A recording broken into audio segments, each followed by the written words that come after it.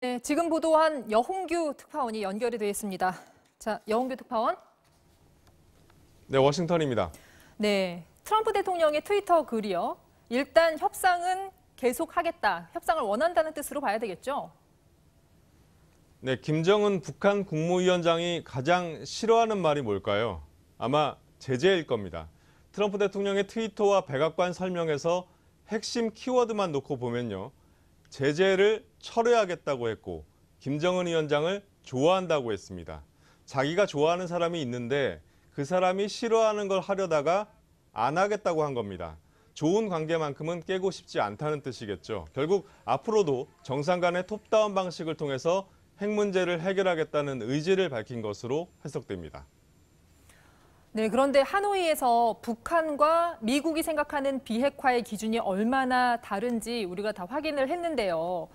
북한의 단계적인 접근법을 미국이 거부하고 빅딜을 계속 강조해 왔는데 이런 태도에도 그러면 변화가 좀 생길까요? 네, 미국의 대북 정책은 하노이 전과 후가 확연히 달라진 분위기입니다. 하노이 회담 전까지만 해도 대북 강경파인 볼턴 보좌관 목소리는 거의 들리지 않았습니다. 하지만 지금은 볼턴이 전면에 나서고 있고요. 협상파로 분류되던 폼페이오 국무장관도 볼턴과 한 목소리를 내고 있습니다. 이미 협상의 문턱이 전보다 훨씬 높아졌기 때문에 트럼프 대통령이라고 해서 이 문턱을 낮추긴 쉽지 않다는 겁니다. 여 특파원이 지금 말한 대로라면 미국은 대화를 위한 양보는 하지 않겠다는 건데 입장 변화가 없는 거죠. 그렇다면 트럼프 대통령이 이 시점에 이렇게 제재 철회를 언급한 이유, 이걸 어떻게 봐야 할까요?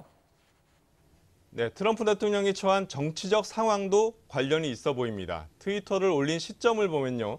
트럼프 대통령의 러시아 스캔들에 대한 특검 수사 보고서가 법무부에 제출된 날이었습니다. 수사 결과는 트럼프 대통령 재선에도 영향을 미칠 수 있고요. 탄핵 논의가 촉발될 가능성도 있습니다. 따라서 위기를 타개할 돌파구로 북한 문제를 썼을 수도 있을 거란 얘기입니다.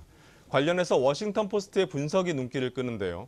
트럼프 대통령이 생각하는 가장 큰 외교적 성과가 북한과의 긴장 완화인데 강경파 참모들이 이를 깎아내리려고 하니까 트위터에 이 같은 글을 올렸다는 겁니다. 하노이 회담 때는 트럼프 대통령이 참모들의 얘기를 듣고서 결렬을 택했는데 앞으로 정치적 상황에 따라서는 북한과의 협상을 위해서 언제든 깜짝 카드를 꺼내들 가능성도 있다는 그런 분석이 나오고 있습니다. 지금까지 워싱턴에서 전해드렸습니다. 네, 여홍규 특파원이었습니다.